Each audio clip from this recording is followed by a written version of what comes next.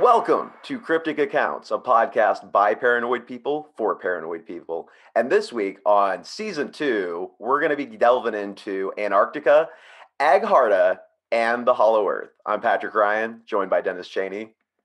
Hello. Happy New Year, buddy. New Year. Happy New Year. Happy new season. Yep. Season 2 didn't think we'd make it this far. They No. all said we wouldn't last. They did.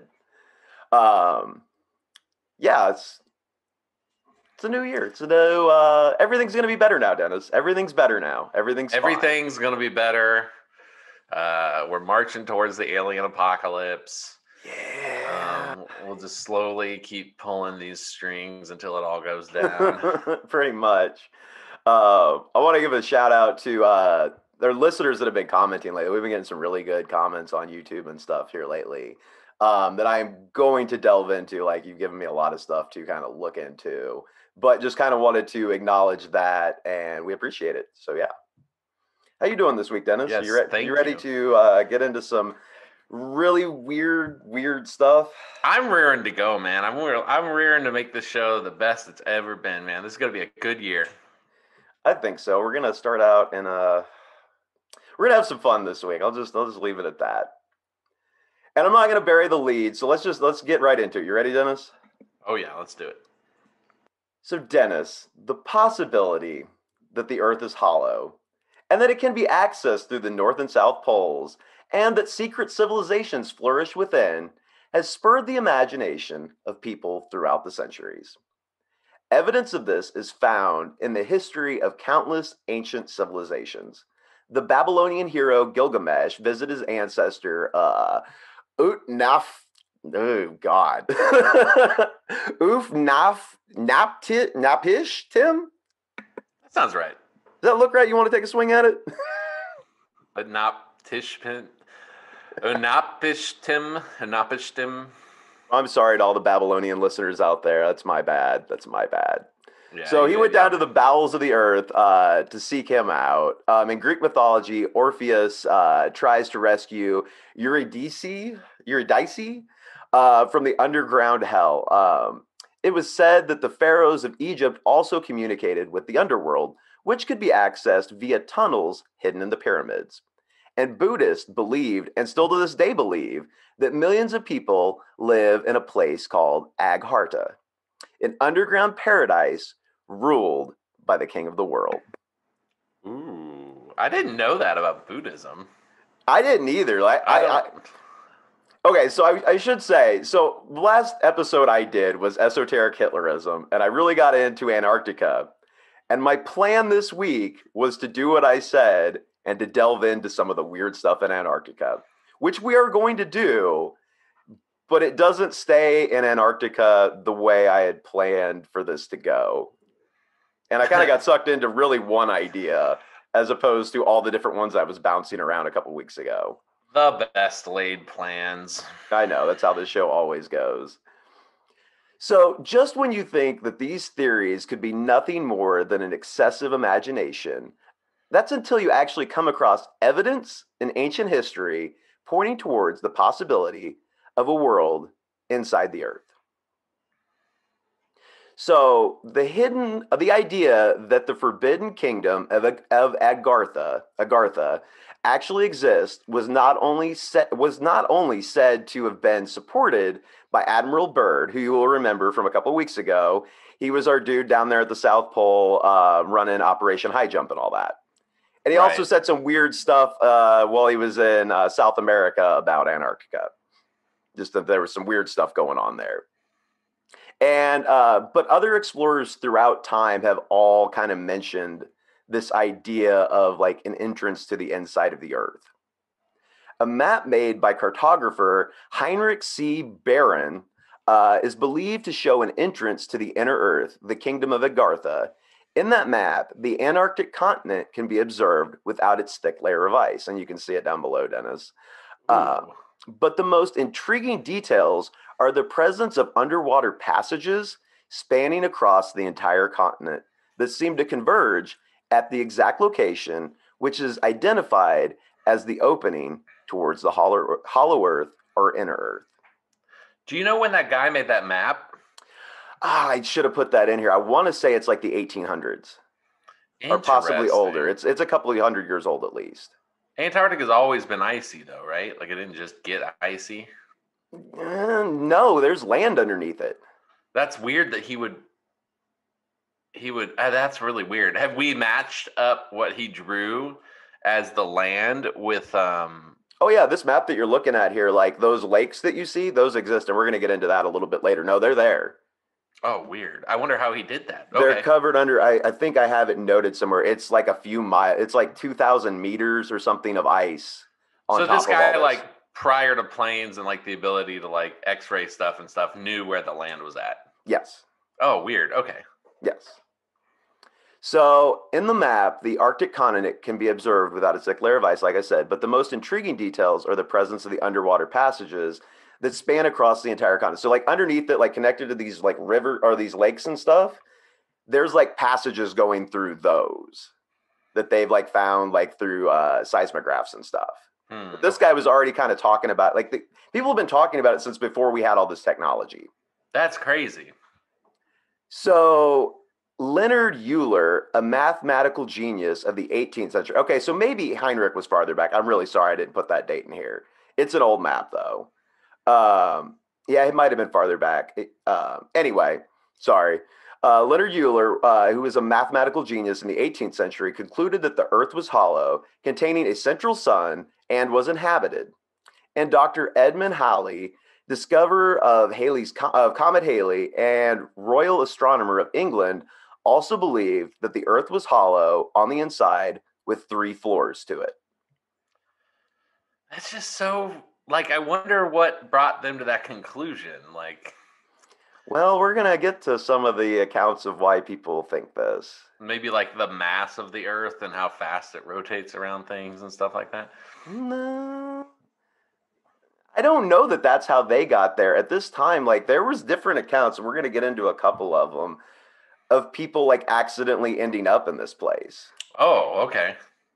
Like at one point, like where it's all frozen at the North and South Pole, like there's all this ice there now. At one point, that ice wasn't there. Like, and it seems like as far back as like a few hundred years ago, possibly, there were ways to get this, and you would just kind of like sail over the edge, and like gravity would take you another direction. There's like gravity.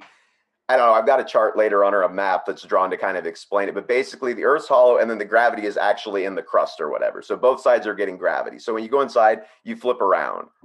So there's like people standing upside down below us, is basically what I'm saying. Oh, that is an interesting.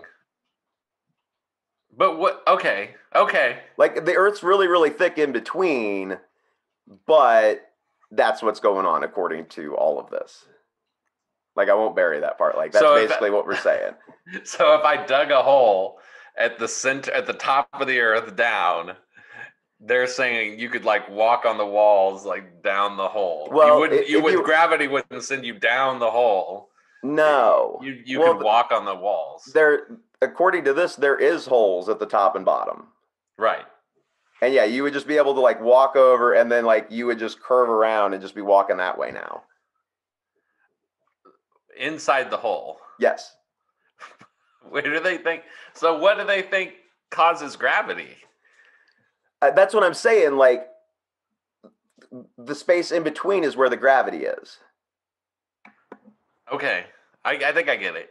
Like, I should have put that picture farther in. I'm sorry. Or sooner, I guess. But yeah, that's the easiest way I can think of. Like, if the Earth's like this, we're on the outside here, they're on the inside here. That space in between, gravity's going both ways and pulling us all towards it. So they think the crust of the Earth is what has all the gravity. Yes. Okay. And it's thick. It's not like a really thin thing. Like there's mass. Like it's not nearly as big inside as it is outside, if that makes sense. So they're like walking underneath us. Yes. Okay. Yes. That's exactly what I'm saying. Okay.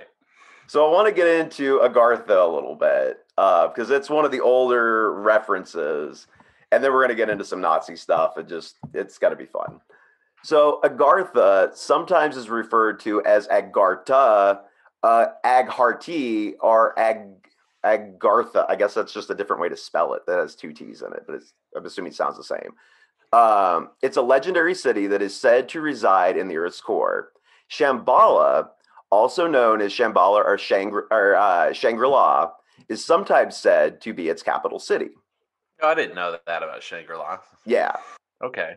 So the mythical paradise of Shambhala is known under many different names. It has been called the Forbidden Land, the Land of White Waters, the Land of Radiant Spirits, the Land of Living Fire, the Land of Living Gods, and the Land of Wonders.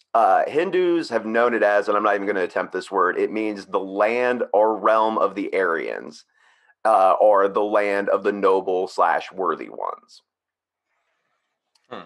So just a little to give you a little Hindu Nazi connection there. I think that's part of that. That's why you were kind of wondering with the esoteric Hitlerism why they gravitated towards Hinduism. This is a little bit more why they think that's the first race. They think that's where they descended from, and they think these people live inside the earth. Yes. Okay. So this is the land. So the land of the noble, worthy ones in Hindu is where Vedas comes from. Ooh, I don't know how do you say an HS in Chinese? Don't even try, man. You gotta go with he or C. HCTN. That's what we're gonna do. It's HSI. I'm sorry. We're starting out this year perfectly for me though. Like I'm just bludgeoning names left and right.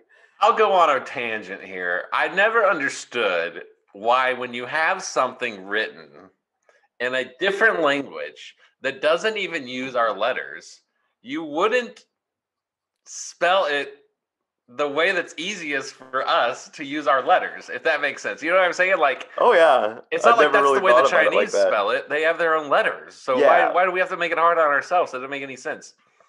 I don't know. Because somebody's gonna go, some linguist is gonna go, but it's like that's not a sound. That's not anyway. Well, buckle up because I have to say it one more time. The Western paradise of Hsé Wang Mu, the royal mother of the West, and the Russian Old Believers, a 19th century Christian sect, knew it as Belovodai, and the Kyrgyz people as Janardar. But throughout Asia, it is best known by its Sanskrit name, Shambhala, meaning the place of peace or of tranquility. So there are a bunch of entrances, not just the North and South Pole. That's how I started, was Antarctica, like I said, but this blew up into something much bigger. So there's a bunch of these entrances that lead to the kingdom of Agharta throughout the world. One of them is right here in the U.S., Dennis. The Kentucky Mammoth Cave in south central Kentucky is supposedly an entrance to this other world. This is worldwide, man. Yes, there's a spot in Brazil, Manaus, I believe is how you say it. Morona, Santiago in Ecuador was discovered by Juan Morakits. Mato Grosso, Brazil, city of Posid, Iguazu Falls. It's on the border of Brazil and Argentina. I'm trying, man. I know. I should just say countries, shouldn't I? I really should just not try and do these names. Mount Epomeo in Italy, the Himalayan mountains in Tibet. The entrance to the underground city of Shanxi is allegedly guarded by Hindu monks there. Mongolia, the underground city of Xinhua, allegedly exists beneath the border of Mongolia and China. Which you'll find as we go through this, there's like a bunch of it's the Aghartha is like the whole inside like world, and then there's all these different like countries and cities and stuff within it. Okay. So Rama India's got one, and the Great Pyramid of Giza supposedly has one. King Solomon's Mines supposedly have them. Mount Shasta in California, Darrow's Caves, which is I didn't get into there's a whole bunch of like Atlantis stuff that links into all this, and I didn't spin out in that direction. I tried to stay on target. But there seems to be some sort of linkage between the two of those, possibly, or they coexisted at some point. Maybe, I don't know. I don't want to speculate on it. It kind of seemed like maybe Atlantis may have been where people were living before they moved into the earth, or they were two separate civilizations. I don't know. That's going to be its own thing at some point. But it actually had weird ties to Antarctica too, which is why I kind of spun out there for a little bit. Atlantis is like super fascinating to me, and I never look into it enough. I know, same here. That's why I'm like, I shouldn't even like speculate on these two things because I really did not read very much on this. This whole Agharta, once I got to this, really, it sucked a lot of time out of me. Like, there's so many different, because so many different cultures have talked about it. They've called it different things, but they all seem to be talking about the same thing. So, an early source for the belief in underground civilizations is a writing called The Smoky God, which was produced in 1908 by Willis George Emerson, which claims to be the biography of a Norwegian sailor named Olaf Jansen. The book explains how Jansen's slope sailed through an entrance to the Earth's interior at the North Pole. For 2 years, he lived with the inhabitants of an underground network of colonies who, Emerson writes, were inhabited by 12 feet tall persons whose world was lit by a smoky central sun. Their capital city was said to be the original Garden of Eden. Oh. While Emerson does not use the name Aghartha, later works such as Aghartha, Secrets of the Subterranean Cities, have defined the civilization Jansen encountered with Aghartha and its citizens as Agharthans. That's interesting. I mean, this had to have been before we knew about the mantle, right? Like, or the how we have a big molten core as a Well, planet. yeah, well, that's kind of gonna come into question as well. Like, it's not actually this core there. They're saying it's actually this smoky sun, this smaller version of the sun, basically. Smoky sun. Yes. So, and if you'll scroll on, this is an old school, like this, I should have put the date on this. This is one that's kind of been constructed.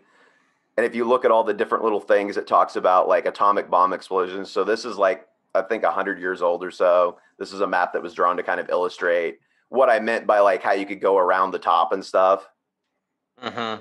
Yeah, I see. Does Yeah. that make more sense now that it's like illustrated in front of you as far as like the way the gravity would work spinning around on you? Yeah. And that makes more sense. I was kind of laughing at it earlier, but it would make sense that if the Earth's hollow, then the crust would be the center of gravity. Yes. Yeah, so you could walk. Okay, that makes sense. And I didn't want to get So it's bogged like down. hollow. It's like, Yes. yeah. Yeah, like the majority of it is actually, yeah, this world underneath, basically. So, according to Secret, Shambhala the Lesser, one of the colonies, was also the seat of government for the network. While Shambhala the Lesser is an inner continent, its satellite colonies are smaller enclosed ecosystems located just beneath the Earth's crust or discreetly within mountains. The many cataclysms and wars that took place on the surface drove these people underground. The lengthy Atlantean Lemurian War and the power of the thermonuclear weaponry is what many believe eventually sank and destroyed these two highly advanced civilizations. So again, back to your early nukes thing from a few weeks farther back. This is talking about how these early civilizations may have been nuking each other and driving themselves underground, essentially. I see. Yeah, that makes sense. So that would mean the Atlanteans. Who were the Lemurians again? I'm I I'm not sure. I honestly just put that detail in there and did not really spin off there. Just some sort of like early advanced civilization. Another group of advanced early civilization. So it's believed that because of this, the Sahara Desert, the Gobi, the Australian outback, and other deserts in the U.S. are but a few examples of the devastation that resulted from these wars. So the subcities were created as refuges for the people and as safe havens for sacred records, teachings, and technologies that were cherished by these ancient cultures. So they went underground, made all these cities, and just stayed. I wonder if they ever want their world back. Well, we're So gonna they're people, right? These are people. Okay. Yes. They're just early people. Well, it's some of this stuff gets kind of weird because it seems like a lot. There's the people belief that there's people there, but then there's also this belief that either there's aliens that have come that live there, or there was some other species or something else besides humans going on there as well. Okay. And also, it's like a whole world in there. So there's like different things happening in different countries, essentially. And so they just let us have the surface because they're over it. Yeah. Well, Oh, we're we're gonna like get. the Well, this is the kids' table. we're gonna get to some of the reasons why they may have left the surface besides the war and stuff. So the old ones, as they're referred to in an article entitled "The Hollow Earth: Myth or Reality," was written for Atlantis Rising.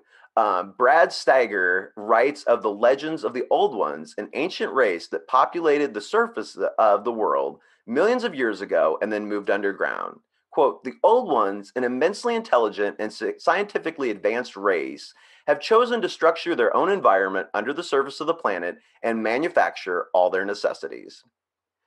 The old ones are hominid, extremely long lived, and predate Homo sapiens by more than 1 million years.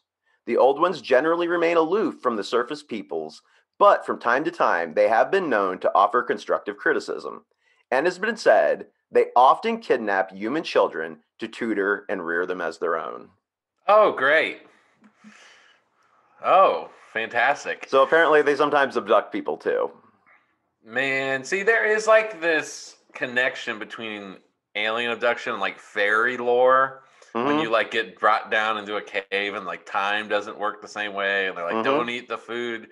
Yeah, I could see something like this. This Earth is so big, and if you think about how short of an amount of time we've been around, I mean, something could have popped up.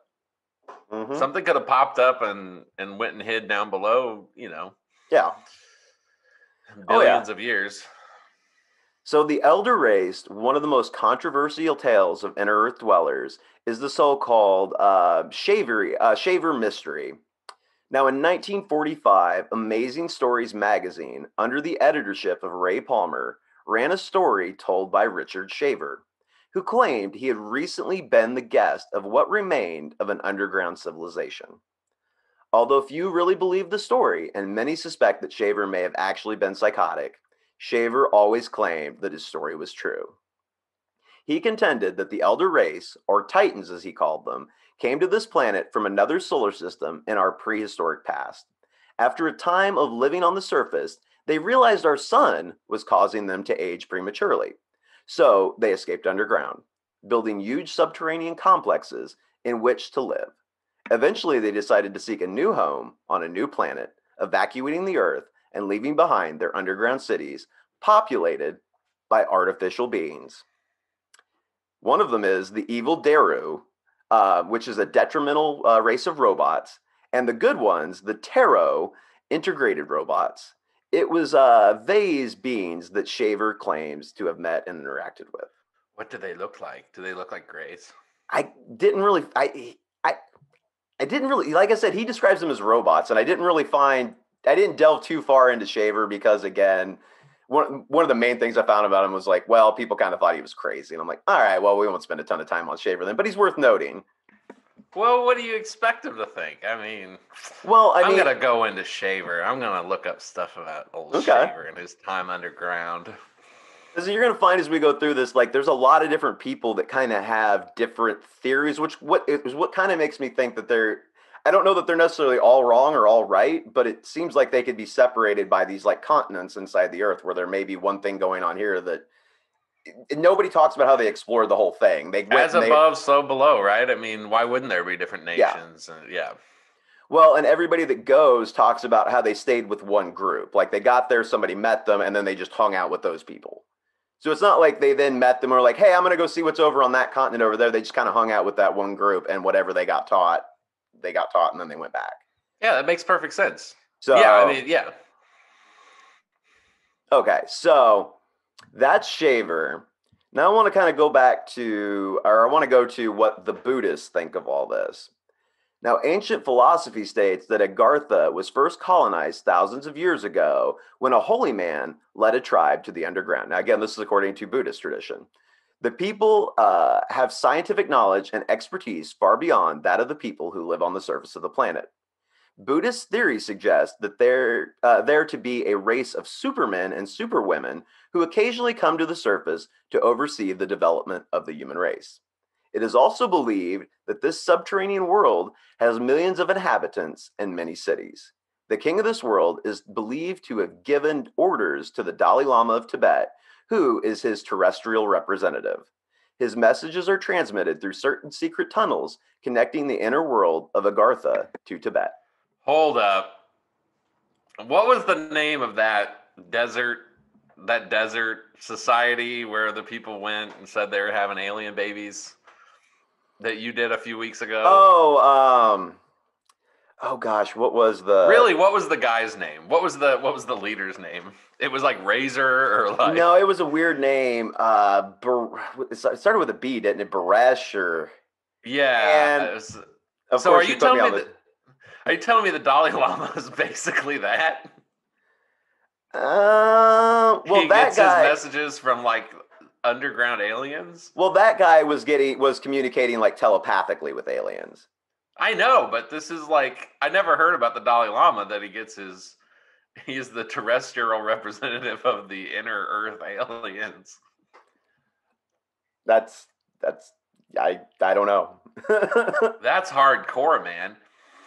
Like And I don't know that that's all Buddhist, but I did find a lot of stuff talking about how Buddhists believe this. I didn't personally track down a Buddhist and ask them, but it seems like I said, every culture, like we're gonna get into the native, like pretty much every culture has some version of this.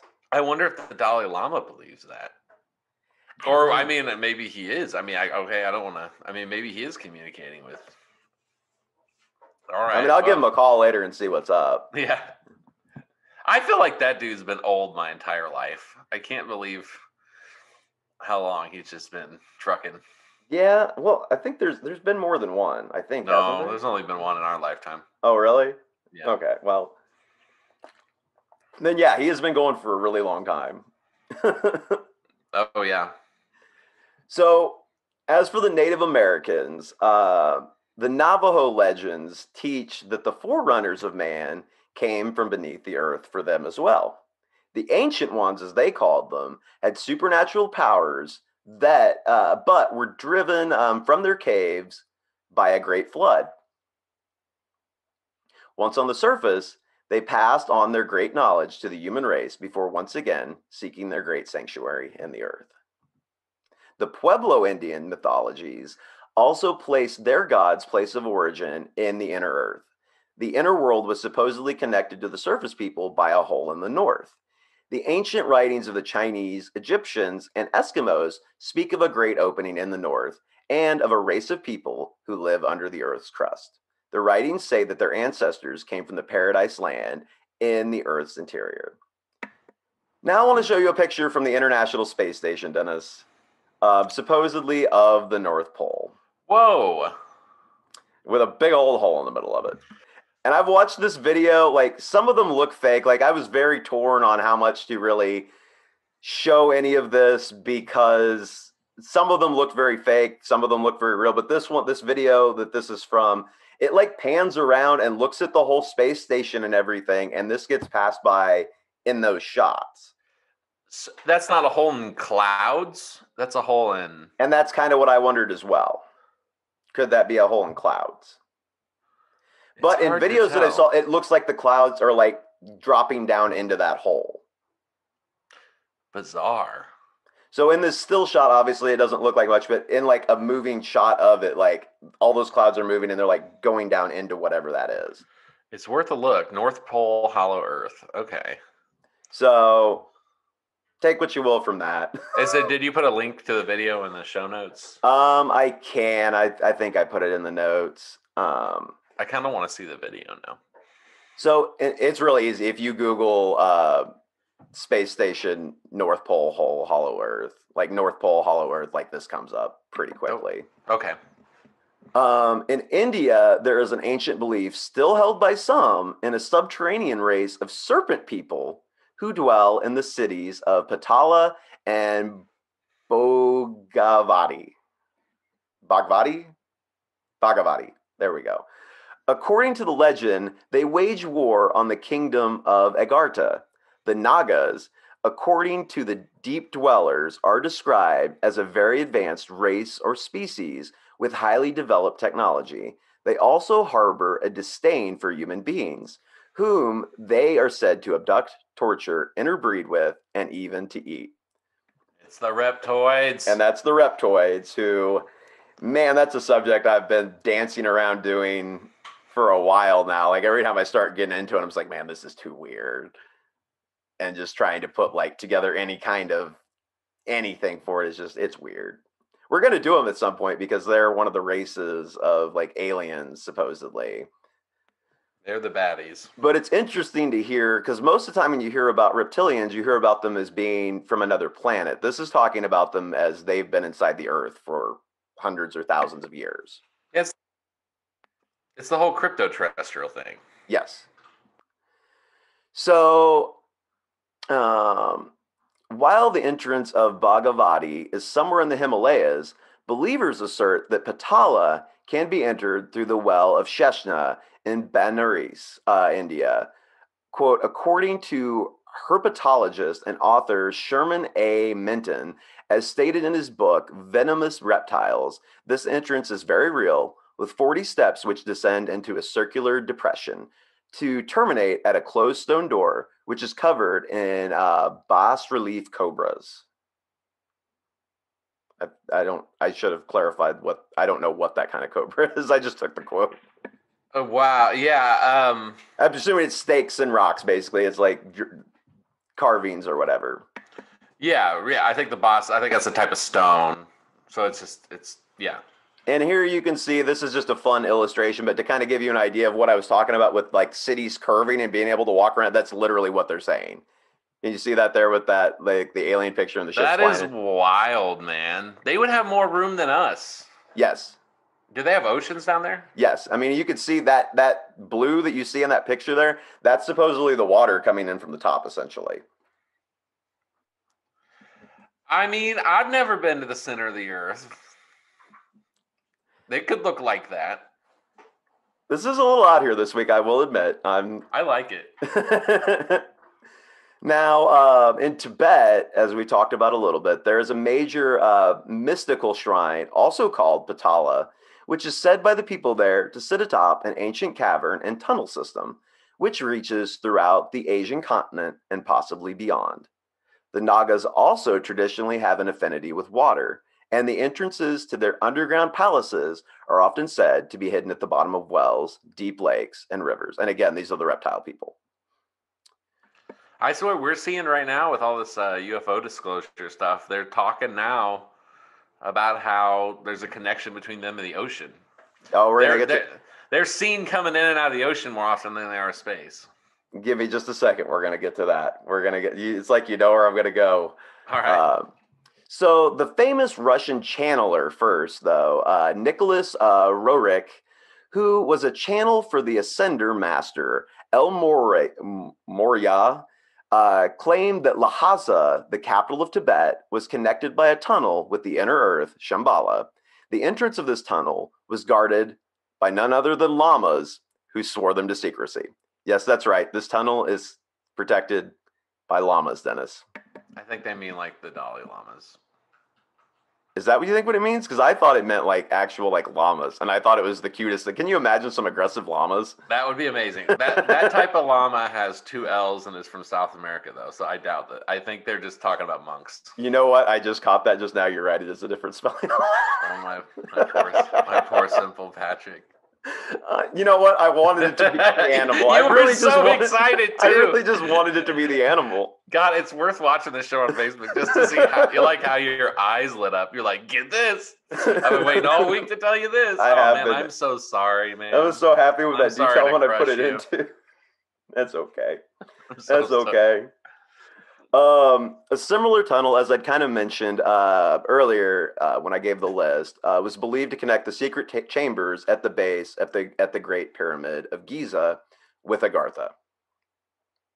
Now, Russian journalist Nikolai Subutin analyzes a bunch of KGB documents that got released. The folder was called Orion, and these documents were on the activities of Nazis in the Antarctic before and during the Second World War. So we finally got to Antarctica. This is where I wanted to be. This is where we started, and then all this weird Agharta stuff started popping up, and I had to go there. We're getting back to it. So now I'm going to show you some Nazi maps of the inner Earth. So what I'm going to go through now is like a translated like excerpt compiled from a bunch of different various reports that got put out on this issue. So this first map shows us the main continent on this hemisphere inside the Earth, which the Russians called Asgard. On the continent of Asgard in the center lies the city of Ss. At the bottom left, we clearly see New Schwabenland with the capital New Berlin. That's a very strange thing to make. Yeah, in and the middle of a war. That's very, yeah. so they've mapped out like in a very official way, and again you could see the entrances. They don't map the entrance on the top; they just know about the one on the bottom. So in their map, there's only an entrance at the South Pole. So, and they go on. This next map shows another continent of this atmosphere that they called Liberia, not Africa, Liberia. I don't know why it has the same name. I don't know why they decided to name it that, but they did. And in the center on the right are the Faroe Islands. Below, towards the South Pole, or would be, is the city of Shambhala, according to them. Weird. And these are actual Nazi maps? Mm-hmm. Yes, they are. These were recovered by the Soviets after World War II. That just seems so like a weird way to spend your time in the middle of the war if there wasn't something to it. Listen, there wasn't something to it. So as I said, the Tibetan monks still say that Shambhala exists, and this may be why I kind of wonder if their fascination with Tibet is kind of what led them into all of this. They were already kind of poking around the South Pole. I think they started connecting all this stuff. So, and here's a different version for you, Dennis, of kind of the inner Earth and how they say this central sun works and all of that. And like this planetary wall. And I'll put that up for the YouTube. But yeah, it's just basically a different version of the Central Earth stuff. So the Nazis, as we've talked about, were extremely interested in the inner Earth and the myths associated with it. It is believed that Antarctica is the entrance to the lost Aryan homeland of Thule, which I'm not going to delve too far into Thule. This one, there wasn't as much to it. It's confusing if it was just what they were calling it, but they also acknowledge it as Agharta and all that. So even though Antarctica had been linked to the lost continent of Atlantis, the linkage to Thule is less apparent. And here's where it kind of gets confusing. Thule, which is known by a few different names, Thula, Thyle, Phila, Tilla, Tyle, and Tylen, was first mentioned by Greek explorer Pytheas after his travels between 330 BC and 320 BC. But in 150 AD, Greek writer Antonius Diogenes wrote The Wonders Beyond Thule. In the distant past, Thule was believed to have been a distant place located beyond, quote, the borders of the known world. Pytheas actually described Thule as being in the north, though, and not the south. So I got kind of confused why the Nazis were talking about the South Pole. But then when I started looking into Pytheas and what he says he found, he talks about going to the North Pole and going in the entrance there. Maybe it's both. I mean, I don't know. Unless he went all the way through, I don't know. And that's maybe why, I'm not sure. And again, I didn't get too bogged down in that because there wasn't as much information really to dig into there. Now, a letter by a Nazi by the name of Karl Unger, one of the crew members of a German U-boat, it was German U-boat 209, states that they had reached the interior of the Earth and they did not consider returning. And this was a letter he sent to a friend. Dear old comrade, this message will be a surprise to you. The submarine 209 has done the Earth is hollow, which his grammar is weird there. I don't know if it's just a translation or what. Dr. Hoscheffer and Hess were right. The whole team is doing well, but they cannot return. We are not prisoners. I am sure this message will reach you. It's the last link with the U-209. We'll meet again, comrade. I'm anxious for those who have spent their lives on the surface of the earth since the Führer has gone. God always bless our country, our Germany, with kind regards, Charles Unger. Whoa. So the letter was sent to his friend here on the surface world, who gave a copy of it to Mr. Woodward, who gave a copy to Joe Watson. Carl had sent the letter, and this is where I found a couple different conflicting things about this on how this letter may have gotten out. Some believe that Carl sent the letter from the hollow earth through a German colony in Brazil that had found a cavern that reaches to the hollow earth many years before they had gone.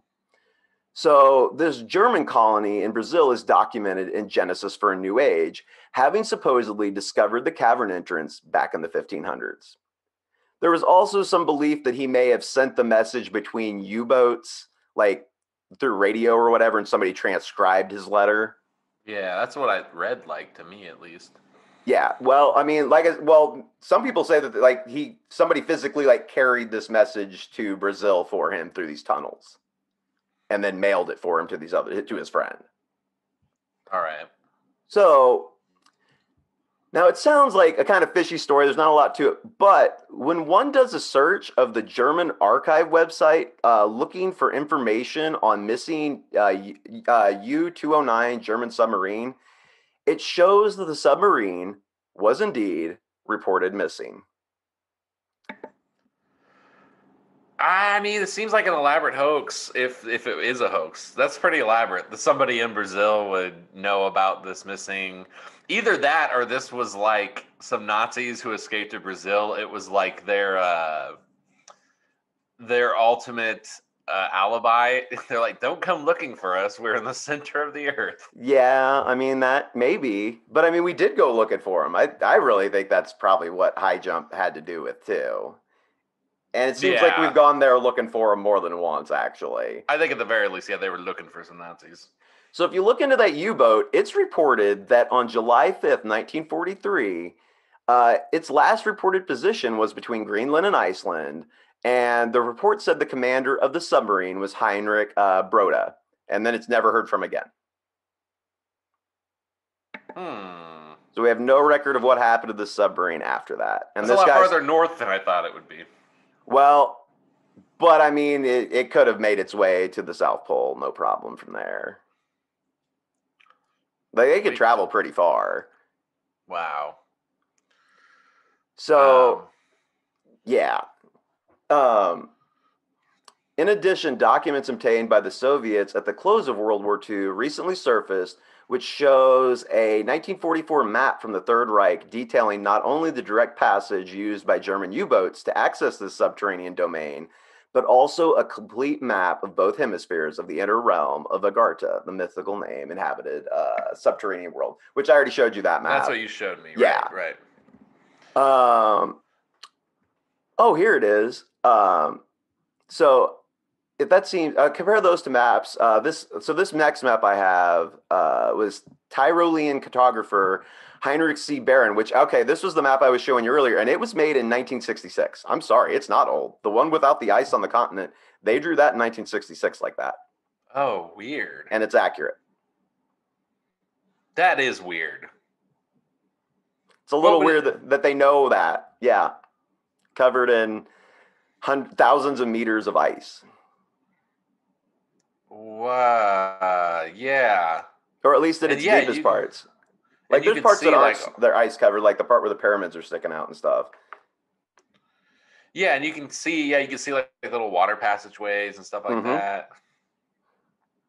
And then right down there in the middle is where the supposed entrance is.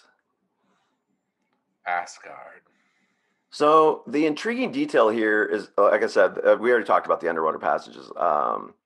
So this map, so if you go down, here's this map that they drew of how to get down there. And it has very detailed instructions talking about where to descend, so you want to start descending at 64 degrees south and 1 degree east longitude to a depth of 400 meters. And then there's a bunch of instructions about what speed to go out. Like you can see this, Dennis. Like I'll put it up, and there'll be a link to all this. It's an instruction book on how to find Asgard. Yeah, it's literally like and they literally say you have to do this like very carefully, and like this all has to be followed strictly. You're not going to hit the spot. But like goes into degrees, speed, like everything you need to do to hit this hole, basically underneath Antarctica. And you can see it's right off the coast of Queensmod land, which is where, when we were talking a couple weeks ago about the supposed Nazi base, that's where they were setting up a base at. Yes, Is on that coast right there, right by where we're highlighted here, saying that that's where this entrance is. And if you can look, I've got like a Google Maps of like where that point would be. Yeah, somebody's found where the point is. Yes. Let's go, man. Yes. Let's go. We just need a submarine and some government clearance because they're not going to let us do that. Start a Patreon. That's right. So yeah, like I said, that's where the base got set up by the Nazis in 1937 and 1938. So as you can see, the corridor to the inner Earth is located in the Lazarev Sea, which is the same location, like I said, where the ocean research vessel of the Russian Baltic Fleet, the Admiral Vladimirsky, which this ship is getting ready to come up a lot in the research I've been doing. Like, this ship hangs out in Antarctica and does all sorts of weird stuff down there and is involved in all the weird stuff that's going on. It is weird. Let's assume none of this is true. Or let's assume, okay. It is weird, like the world's government's obsession with the area. Yeah. Everybody gets along, though. Given that the official story is it's just a bunch of ice and it will kill you. Yep. So it's believed the U.S. and Soviet governments have known about the secret Agharta entrance to the inner Earth and its inhabitants, as well as the secret underground Nazi bases, for over 40 years, but they do not know how to deal with it and have therefore suppressed the truth.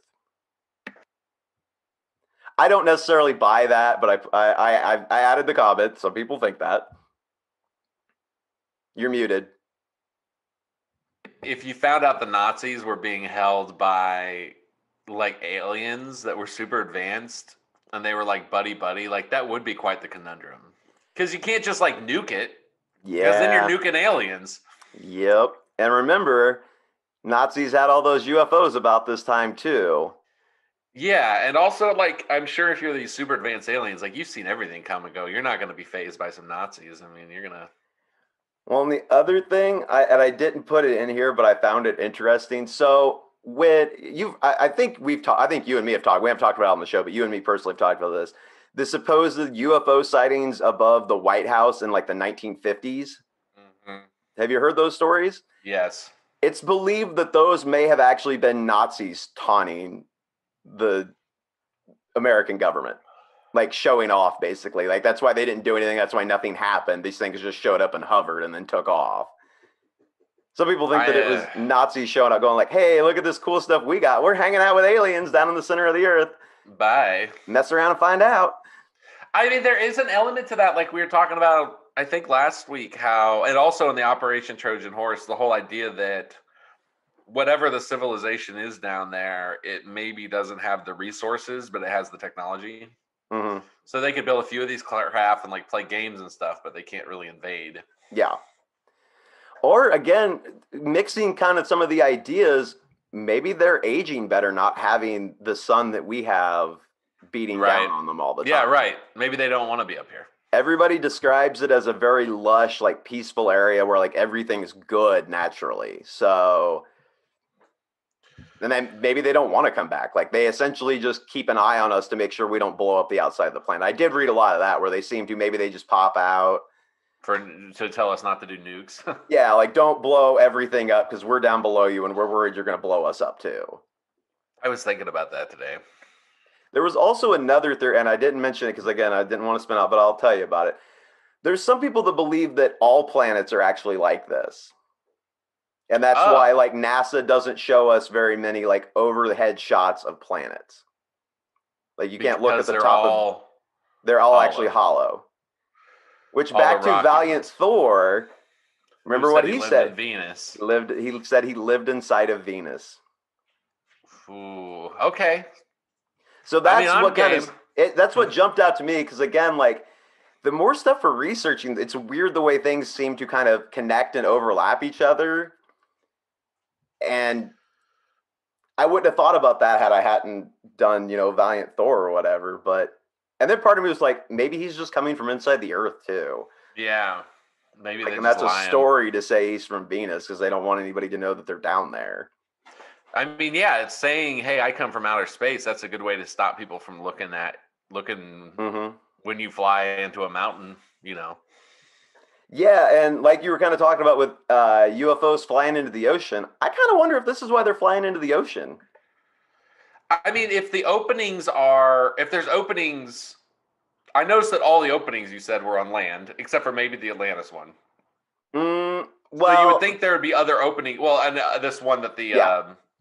you would think that there, since 3/4 of the Earth is water, there'd be other openings beneath the Well, water. this seems to.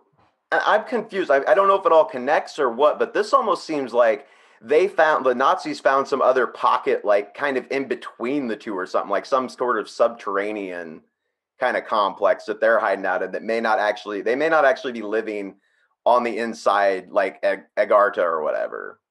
Okay, It's kind of it's unclear whether it all connects or how all that works. Again, there's stuff about saying that there's stuff all over like the Asian continent that are like tunnels that are connected, possibly farther than Asia.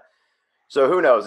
It may all be connected, or there's these different pockets. Like they're saying, like the different continents, some of them have people that live inside of mountains.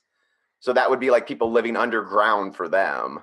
yeah, to live in a mountain. That And then you're how does right. gravity work was what I thought when I heard that. I'm like, so which side are they? Like, They'd be like upside down people, I guess. well, but They'd if be they got closer up to high enough, us. then the gravity would switch around. Like if they were living way up in the peak of a mountain, then gravity's flipped around to our way. Right. That's what I'm saying. They'd be upside down people for them. They'd be our way. Yeah. I don't know. It's weird to think about. So it seems like these underground Nazi bases still exist and may still be operational. Moreover, some believe that Hitler's last battalion works together with the inner Earth beings as they will come into action when the world is deep in an economic crisis. Oh, Hitler, always waiting for that economic crisis. That's right. Well, I mean, it worked for him the first time. Weimar, like that was the whole thing that kind of spurred on the Nazi Party. It was an economic collapse, like it was hyperinflation that happened in Weimar Germany, Don't mess with what or the works. Weimar whatever republic or whatever. Every time we talk about Nazis with aliens, though, it always just brings up that question of like they couldn't even tolerate differences amongst people. Like, how weird is it that they're just like chilling out with like reptilians and like, But they seem to be driven to power more than anything. yeah, And they also, I mean, as they moved around the world, like they would deal with other groups of people if it benefited them. that's true. Also, I guess they're like race supremacists. They're not necessarily like species supremacists. Yeah, they didn't really get into how they felt about aliens. I didn't really Yeah, ever hear Hitler talk about whether he thought he was better than the Greys or not. that makes sense. They're just like, we're the best people, Yes, but we'll because deal with. we're well, because back to the Aryan thing, because we're from this secret race of people that may have somehow been aliens coming here starting all this. Yeah, okay, that makes sense. So they're not necessarily against the alien part, because I think a sect of them kind of believe that they were aliens originally, or that they were some Or some creation kind of of the. gods. Yeah. Yeah. So all these stories seem to be backed up by like, okay, um so if all this is true, this kind of makes sense why all these different like Russian and US naval rankings visit Antarctica all the time.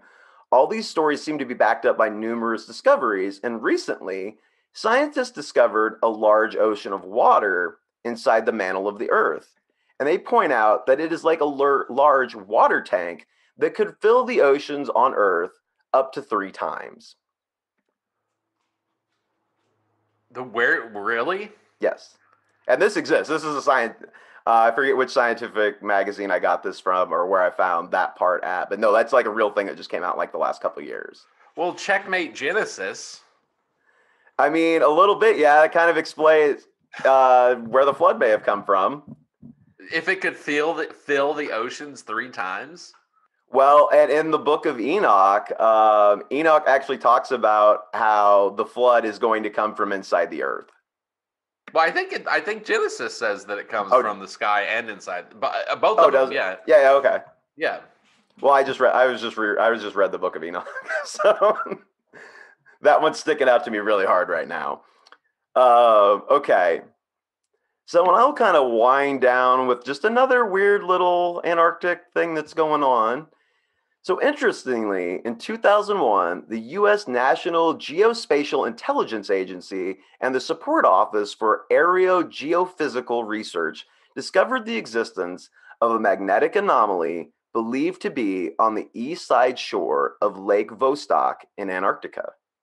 The anomaly is believed to be consistent with man made construction. Whoa. Okay. The, Whoa. the find was made near Russia's scientific research station in East Antarctica. In the 90s, scientists drilled down into this area to discover what is now known as Lake Vostok, but their work stopped just short of hitting the water due to a concern over spoiling what could be a pristine ecosystem, leaving a number of unanswered questions. So, David Taylor said in 2018, in the 70s, via airborne radar, Russia began to suspect that they had inadvertently built their base on the tip of a large subglacial lake. In the years since, orbital radar mapping combined with surface seismological measurements have confirmed that Lake Vostok, under 2 miles of solid ice, is the largest lake discovered in the last 100 years. Why would you drill down at all? Well, we like to drill things, Dennis. Come on. It's like we'll get If it's get there, real we got to close. poke it. Yeah, yeah. Well, they got there, and I think the more they studied it, like I said, they realized they realized that this is like not frozen water down there. Like it's like a lake, and there's like stuff happening down there. So the lake is roughly the size of Lake Ontario, but much deeper in places, more than 3,000 feet, and about 4 times the volume. The lake, which is liquid and not frozen, has been isolated under the ice sheet since anywhere from between 13,000 to 14 million years. So a little bit of a window there, and that's kind of depending on who you talk to. The water in the lake, determined by surface thermoscans, ranges 10 Celsius to 18 Celsius, clearly indicating a subterranean heat source. You don't Now, say. Mr. Taylor went on to detail exactly what they found in the drilled hole. He continued, in addition, the whole lake is covered by a sloping air dome several thousand feet high that formed from the hot water melting the overlying ice just above the lake's surface. Core samples taken by Russians have revealed the presence of microbes, nutrients, and various gases like methane embedded in the clear, refrozen lake water just above the dome. Such items are typical signatures of biological processes. The lake, therefore, has all the ingredients of an incredible scientific find. A completely isolated ecosystem, water, heat, respired gases, and current biological activity. As the actual scope and composition of the lake became clear, NASA began to see it as an ideal test bed for its plans to drill through the ice and search the oceans of the Jupiter's moon, Europa. Why we gotta mess with stuff, man? This Because makes that's me what we so do, man. That's what I we know. do. The mission was canceled over concerns of environmental contamination, like I said, but scans of the area have since revealed something more baffling. Mr. Taylor explained a team of scientists from Columbia University, working under the auspices of the National Science Foundation, began a series of unprecedented low altitude aerial surveys over Lake Vostok designed to chart gravitational, magnetic, and thermal activity under the ice. While doing so, they made a stunning find. A huge magnetic anomaly was discovered covering the entire southeast portion of the shore of the lake. This remarkable anomaly could not have, of course, been caused by natural processes, he said. Scientists are still unsure what the magnetic anomaly is. Taylor concluded one implausible possibility, voiced by Columbia's Michael Studinger, is that the Earth's crust near the lake is simply thinner under this section of the Arctic, having been stretched during the formation of the lake bed itself. This, according to Studinger, would result in a local magnetic anomaly. But geologist Ron Nix had serious difficulty with this theory, as such a thinning would heat the underlying rock and thus diminish rather than increase, as observed, the crust's ability to locally amplify the Earth's magnetic field. We discovered it. The only possible maybe natural explanation is there could be a weird accumulation of metals, but it seems unlikely. Or that's like their way of keeping stuff out. Is their weird? That is so fascinating. I love that idea that there's water like underneath the water. Mm-hmm. That is super fascinating. Well, we know that water is in like the like a lot of this, like that water that I was talking about, the 2/3 of that, a lot of that are the 3 times the size of the oceans. A lot of that is like in rocks, and it's not in any of the 3 states that we understand water to exist in. It's some other molecular, like it's weird. It's like the rocks basically like suck it in, break it apart, like purify it, put it back together, and then spit it back out. It's like it's a filter. God, this Earth is incredible. Yeah. That's baller. That's bonkers and baller. That's crazy, man. That's well, I mean, so there you go. You have your freshwater lake underneath the ice. That's exactly, and then there's some strange magnetic anomaly that would hold it in place. Yeah. I'm imagining right now, like here's your hole at the center and you're somewhere over. Oh boy, man. Yeah. So that's a very, very fascinating end to that episode. Yeah, I mean, that's very fascinating. Like I wanted to talk about so much with Antarctica, and then I got onto this one Nazi map, and then it spun out of control from there. Yeah, the Nazi map. I mean, I guess it's possible. Well, no, because the Soviets got it. I don't know, man. I'm gonna have to think about this one. It kind of seems like there's some underground. It kind of seems like there's some underground places in the world. Which is that crazy? I mean, there are like mega cave structures. There's so much we haven't explored. Well, and we go back into some of the research you did a few months ago where like people were disappearing into caves and finding cities that they couldn't locate on a map, or like, you know what I mean? Yeah. I wonder if this has something to do with that. Like, I almost find this more believable than aliens traveling from other planets. I kind of do too. Just because our world is so big and we like to think we've explored it all, but we haven't even mapped like the normal part of the ocean yet. No.